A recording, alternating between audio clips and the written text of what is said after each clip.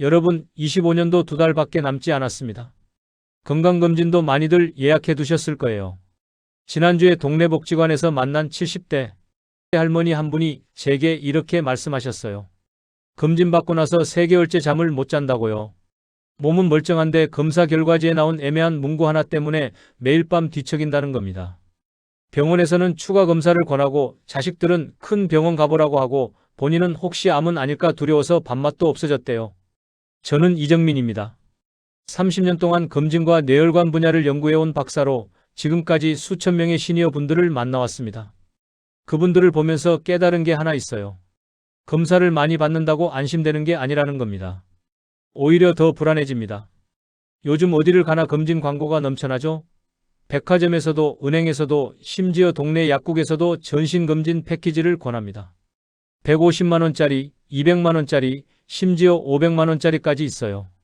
광고 문구를 보면 이렇게 나와 있습니다. 전신을 한 번에 다 확인하세요. 조기 발견이 생명을 구합니다. 1년에 한 번은 꼭 받으세요. 그런데 말입니다. 정말로 우리 시니어들에게 그런 검사가 다 필요할까요? 제가 현장에서 본 건 정반대였어요. 멀쩡한 분들이 과잉검진 때문에 오히려 병을 키우는 경우가 너무 많았습니다. 어떻게 그럴 수 있냐고요? 첫째, 불필요한 방사선 노출이 쌓입니다. 둘째, 애매한 결과가 나오면 끝없는 추가 검사에 빠집니다. 셋째, 정신적 스트레스로 실제로 면역력이 떨어집니다. 넷째, 검사 비용이 노후 자금을 갉아먹습니다. 제가 만난 한 분은 이렇게 말씀하셨어요. 작년에 전신검진 받고 나서 이상하다는 부위가 3군데 나왔대요. 그래서 석 달 동안 대학병원을 돌아다니며 재검사를 받았는데 결국 전부 정상이었다고 합니다. 그런데 그 석 달 동안 쓴 돈이 추가로 200만 원이 넘었고 정신적 고통은 돈으로 환산할 수도 없었대요. 오늘 제가 여러분께 드리는 경고는 명확합니다. 내 나이와 가족력, 증상과 생활 습관을 전혀 고려하지 않은 채 그냥 전신을 다 훑는 식의 검진은 득보다 실이 훨씬 큽니다. 제가 30년 동안 연구하고 관찰한 결과입니다. 그럼 어떻게 해야 할까요? 오늘 저는 여러분께 3가지를 명확하게 알려드릴 겁니다. 첫째, 왜 과잉검진을 당장 멈춰야 하는지. 둘째, 어떤 검사를 어떻게 바꿔야 하는지.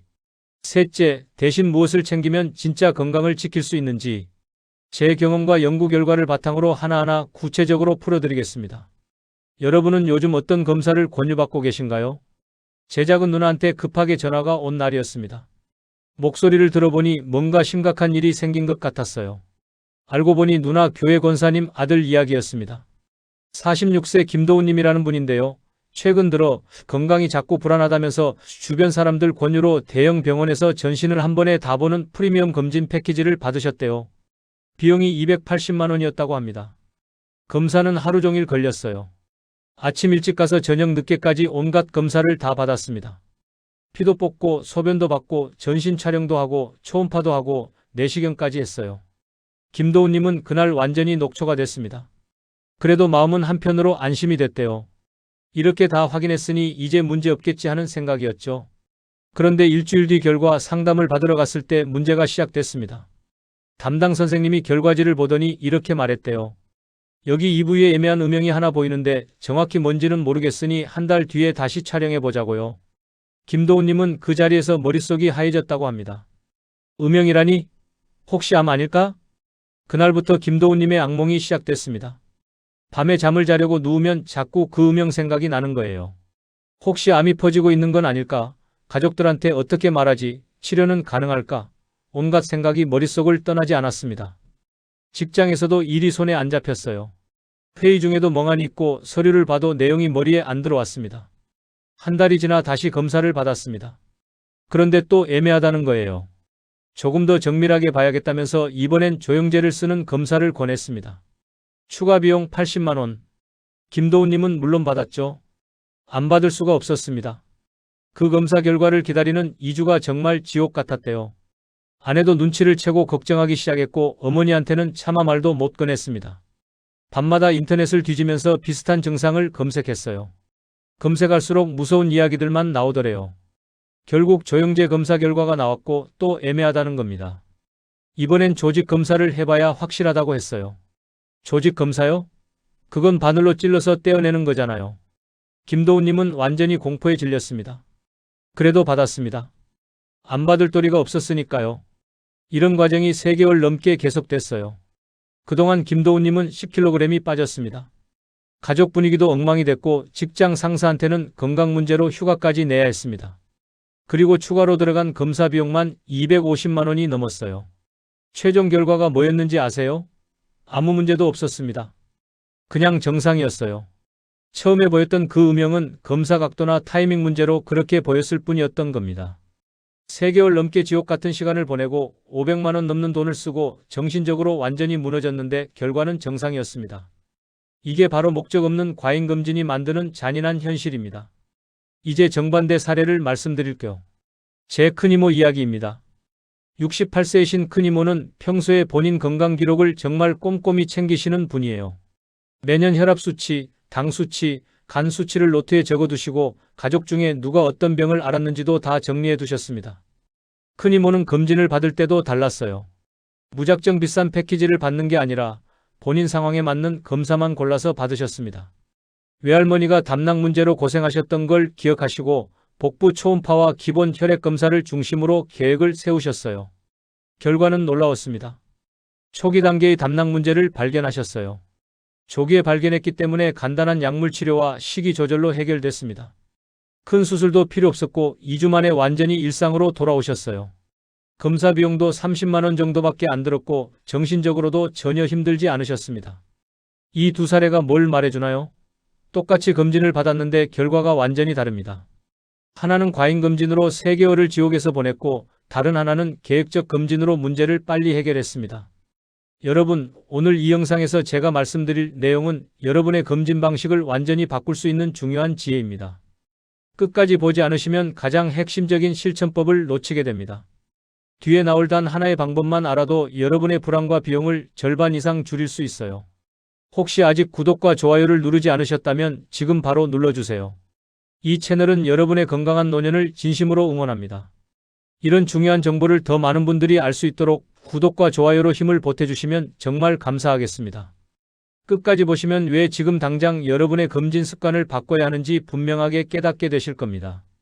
김도훈님처럼 과잉검진의 늪에 빠질 것인가, 아니면 큰이모처럼 똑똑하게 건강을 지킬 것인가. 이 선택은 오늘 여러분이 하는 작은 결정에서 시작됩니다. 그래서 이제부터 일상에서 과잉검진으로 이어지는 위험 요소들을 하나씩 낱낱이 파헤쳐 보겠습니다. 여러분, 이제부터 제가 30년 동안 현장에서 직접 목격한 과잉검진의 실체를 하나씩 파헤쳐 보겠습니다. 이 중에서 한 가지라도 해당되시는 분이 계시다면 정말 집중해서 들어주세요. 먼저 전신 양전자 단층 촬영 이야기부터 시작하겠습니다. 요즘 이 검사 광고를 정말 많이 보셨을 거예요. 암을 조기에 발견한다, 전신을 한 번에 다 본다, 이런 문구들 말이죠. 그런데 여러분, 이 검사를 아무 증상도 없고 고위험 요인도 없는데 그냥 받으시면 큰 문제가 생길 수 있어요. 왜냐하면 이 검사는 방사선 노출량이 상당히 높습니다. 일반 엑스레이의 몇백 배 수준이에요. 게다가 위양성이 굉장히 많이 나옵니다. 위양성이 뭐냐고요? 실제로는 문제가 없는데 검사에서 이상하게 보이는 겁니다. 그러면 어떻게 되겠어요?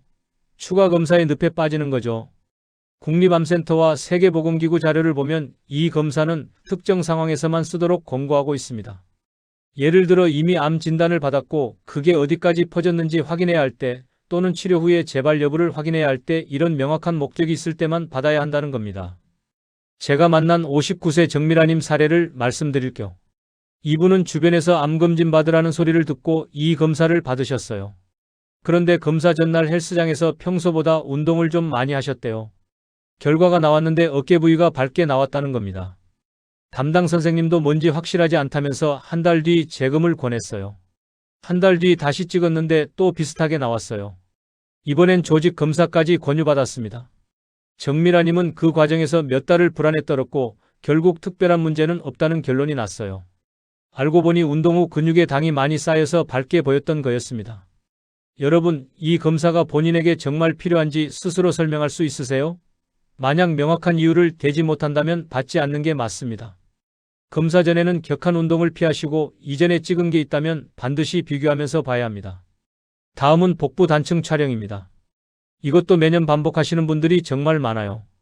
그런데 이 검사의 큰 문제가 두 가지 있습니다. 조영제 부담과 누적 방사선이에요. 조영제라는 건 혈관에 주사하는 약물인데 이게 신장에 부담을 줄 수 있어요. 특히 신장 기능이 약한 분들한테는 더 위험합니다. 한국방사선안전재단과 해외 예방 가이드를 보면 이 검사는 증상과 위험 요인에 따라 선택적으로 받으라고 명시돼 있어요. 그냥 불안해서 또는 작년에 받았으니까 올해도 받아야지 하는 식으로 받으면 안 된다는 겁니다. 52세 박영수님 이야기를 들려드릴게요. 이분은 처음에 건강검진센터에서 매년 복부 단층 촬영을 권유받았대요. 특별한 증상도 없고 위험 요인도 없었는데 그냥 패키지에 포함되어 있다고 받으셨어요. 3년을 그렇게 받으시다가 어느 날 제 강연을 들으신 겁니다. 그 후로 박영수님은 복부 초음파로 바꾸셨어요. 방사선도 없고 조영제도 안 쓰고 비용도 훨씬 저렴하죠. 그렇게 2년을 지켜보시다가 올해 초음파에서 지방간이 조금 보였어요. 그때 단층 촬영을 딱 한 번 찍으셔서 정확히 확인하고 식이요법으로 관리하기 시작하셨습니다. 박영수님은 지금 불안도 줄고 비용도 크게 아꼈다고 하세요. 여러분, 복부 통증이 있거나 간이나 췌장에 문제가 있을 가능성이 높을 때만 이 검사를 계획하세요. 그리고 조영제를 쓴다면 본인 신장 기능을 반드시 미리 확인하셔야 합니다.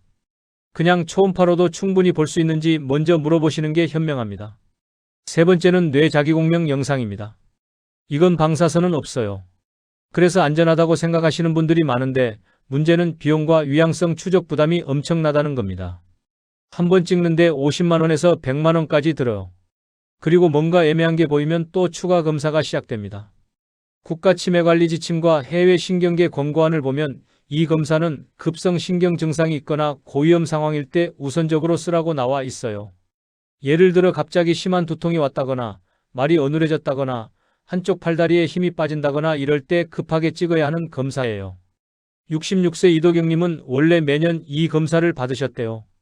두통이 가끔 있다는 이유로요. 그런데 매번 결과지에 작은 혈관 변화나 뇌 위축 같은 문구가 나오면서 불안만 커졌어요. 나이가 들면 자연스럽게 나타나는 변화인데도 걱정이 끊이질 않았던 거죠. 그래서 이도경님은 접근 방식을 완전히 바꾸셨어요. 두통 일지를 쓰기 시작한 겁니다.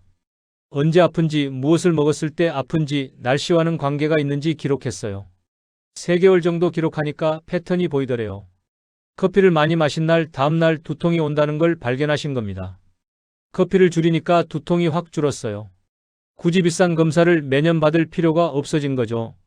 이도경님은 지금 훨씬 편안한 마음으로 생활하고 계세요. 여러분도 최근 1년 사이 증상 변화가 실제로 있었는지 냉정하게 따져보세요. 이상이 없었다면 무증상 상태에서 반복 촬영하는 간격을 길게 잡으시는 게 맞습니다. 네 번째, 암표지자 검사입니다. 이게 정말 많은 분들이 오해하시는 검사예요. 피 한 번 뽑으면 암을 조기에 발견할 수 있다고 믿으시는 분들이 너무 많아요. 하지만 현실은 그렇지 않습니다. 수치만으로는 조기 발견을 보장하지 못해요. 대한암학회와 해외 예방서비스 권고안을 보면 암표지자 검사를 단독으로 선별 검사로 쓰는 걸 제한하고 있어요. 왜냐하면 이 수치는 암이 아닌 다른 이유로도 올라갈 수 있거든요. 염증이 있어도 올라가고 간 기능이 안 좋아도 올라가고 심지어 술을 많이 마셔도 올라갈 수 있어요. 58세 정아람님은 건강검진에서 암표지자 수치가 조금 높게 나왔어요. 정상 범위를 살짝 넘었다는 거죠. 담당 선생님이 추적 관찰이 필요하다고 해서 정아람님은 그날부터 잠을 못 주무셨어요. 혹시 암이 생기고 있는 건 아닐까 하는 공포 때문이었죠. 3개월 뒤 다시 검사했는데 수치가 더 올랐어요. 그래서 정밀 검사를 받았습니다. 내시경도 하고 초음파도 하고 단층 촬영까지 했어요. 결과는 특별한 이상이 없었습니다. 알고 보니 정아람님이 검사 전에 감기 기운이 있었고 그게 수치에 영향을 준 거였어요. 여러분, 위암은 내시경으로 직접 봐야 합니다. 대장암도 내시경으로 확인해야 해요. 간암은 초음파와 수치를 함께 봐야 하고요. 암표지자 수치만 보고 판단하시면 안 됩니다. 경계 수치가 나왔다고 바로 암이라고 결론 내리지 마시고 그 수치가 생활이나 병력 맥락에서 어떤 의미인지 함께 들으셔야 합니다. 5번째는 심장 초음파입니다. 이건 정말 좋은 검사예요. 심장 구조와 기능을 직접 볼 수 있으니까요. 하지만 모든 사람에게 매년 필요한 검사는 절대 아닙니다. 증상도 없고 위험 요인도 없는데 그냥 불안해서 받으시는 분들이 계세요. 심뇌혈관 예방 지침을 보면 이 검사는 증상과 위험 요인을 기반으로 선택하라고 나와 있어요. 예를 들어 고혈압이 있거나 당뇨가 있거나 고지혈증이 있거나 이런 위험 요인이 있을 때 의미가 있다는 겁니다. 64세 문지우님은 원래 매년 심장 초음파를 받으셨어요. 주변에서 나이 들면 심장이 약해진다는 이야기를 들으셨거든요. 그런데 문지우님은 특별한 증상이 없었어요. 혈압도 정상이고 당뇨도 없고 콜레스테롤 수치도 괜찮았어요. 어느 날 제 상담을 받으시고 나서 문지우님은 접근 방식을 바꾸셨습니다. 기본 심전도 검사와 혈압 관리에 집중하기로 하신 거예요. 그러다가 올해 초 가끔 가슴이 두근거리는 증상이 생겼어요. 심전도를 찍어봤더니 약간 이상이 보였고 그때 심장 초음파를 딱 한 번 찍어서 정밀하게 평가했습니다. 결과적으로 간단한 약물 치료로 증상이 좋아졌고 문지우님은 불필요한 검사 부담을 크게 줄이셨어요. 여러분, 가슴 답답함이나 호흡 곤란, 비정상 심전도 같은 근거가 있을 때 이 검사를 쓰시는 게 맞습니다. 아무 불편함도 없는데 단지 불안해서 선택하는 건 현명하지 못합니다. 마지막 6번째, 이게 정말 중요한데요. 결과지 해석 없이 검사만 계속 늘리는 경우입니다. 작년 결과지, 재작년 결과지를 전혀 비교하지 않고 새로운 검사만 추가하시는 분들이 정말 많아요. 이러면 방향을 완전히 잃어버립니다. 국가검진 안내서에서도 연속적인 비교와 상담을 통한 계획 수립을 강조하고 있어요. 한 번 찍은 결과가 다음번 결과와 어떻게 달라졌는지 비교해야 의미가 있다는 겁니다. 70세 강다희님은 검진을 10년 넘게 받으셨는데 결과지를 한 번도 제대로 정리하신 적이 없었대요. 그냥 받고 이상 없다는 말 듣고 집에 가서 서랍에 넣어두기만 하셨어요. 그러다 보니 매년 비슷한 검사를 반복하게 됐고 추적이 필요한 부분도 제대로 관리가 안 됐어요. 그런데 작년에 강다희님이 지난 5년치 결과지를 전부 꺼내서 한눈에 정리하셨어요. 엑셀표로 만들어서 수치 변화를 쭉 적어보신 겁니다. 그랬더니 패턴이 보이더래요. 혈당이 조금씩 올라가고 있었고 간 수치도 미세하게 높아지고 있었어요. 이걸 가지고 상담을 받으니까 담당 선생님이 정확한 방향을 제시해 주셨어요. 불필요한 추적 검사를 절반으로 줄이고 정말 필요한 부분에만 집중할 수 있게 된 겁니다. 강다희님은 지금 훨씬 효율적으로 건강을 관리하고 계세요. 여러분, 지난 검사와 이번 검사의 변화를 한 줄로 요약할 수 있으세요? 못하신다면 검사를 받는 의미가 반감됩니다. 한 기관에서 꾸준히 받으시고 전년도와 비교표를 꼭 준비하세요. 결과지를 잘 보관하고 다음에 물어볼 질문을 미리 적어두는 것도 중요합니다. 자, 여기까지 과잉검진으로 우리를 지치게 하는 6가지를 다 짚어봤습니다. 이제부터는 과잉을 줄이는 대신 정말로 꼭 챙겨야 할 것들과 구체적인 실행 계획을 확장해서 정리해드리겠습니다. 여러분, 지금까지는 하지 말아야 할 것들을 말씀드렸다면 이제부터는 꼭 해야 할 것들을 알려드릴 겁니다. 이 부분이 정말 중요해요. 과잉검진을 줄인다고 해서 아무것도 안 하는 게 아니에요. 똑똑하게 선택해서 정확히 관리하는 겁니다. 첫 번째로 복부 초음파를 어떻게 똑똑하게 활용할지 말씀드릴게요. 이 검사는 정말 훌륭합니다. 간, 담낭, 신장, 비장, 췌장을 방사선 노출 없이 다 확인할 수 있어요. 비용도 저렴하고 몸에 부담도 전혀 없습니다. 그런데 이 검사도 제대로 받으려면 준비가 필요해요. 식사 조절 안내를 꼭 따라야 합니다. 보통 검사 전 8시간 금식을 하는데 이게 지켜지지 않으면 정확도가 떨어져요. 그리고 과거에 간 수치가 어땠는지 함께 보면서 해석해야 의미가 있습니다. 일반 성인이라면 2년에 한 번 정도면 충분해요. 하지만 가족 중에 간 질환을 앓으신 분이 있거나 본인이 지방간이 있다면 1년에 한 번씩 체크하는 게 좋습니다. 여러분, 복부 단층 촬영 같은 비싼 검사로 바로 가기 전에 초음파로 먼저 확인하실 준비가 되셨나요? 두 번째는 갑상선 초음파의 간격을 어떻게 잡을지입니다. 갑상선은 목 앞쪽에 있는 작은 기관인데 호르몬을 만들어내는 중요한 역할을 해요. 여기에 결절이나 염증이 생기면 초음파로 조기에 발견할 수 있습니다. 그런데 문제는 작은 결절까지 전부 추적하려다 보면 과도한 검사로 이어진다는 거예요. 크기 변화 기준을 지키는 게 중요합니다. 보통 5mm 이하 결절은 1년에 한 번 정도만 체크해도 충분해요. 특별한 위험 요인이 없다면 3년에서 4년 간격으로 받으시면 됩니다. 하지만 이미 결절이 있다면 담당 선생님이 권고하는 간격에 맞춰서 추적하셔야 해요. 여러분, 본인 결절의 크기와 경계가 어떻게 변했는지 기록하고 계신가요? 이 기록이 있어야 다음 검사 때 정확한 비교가 가능합니다.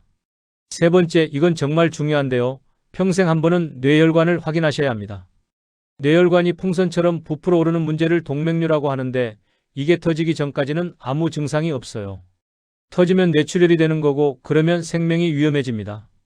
특히 가족력이 있으면 더 조심하셔야 해요.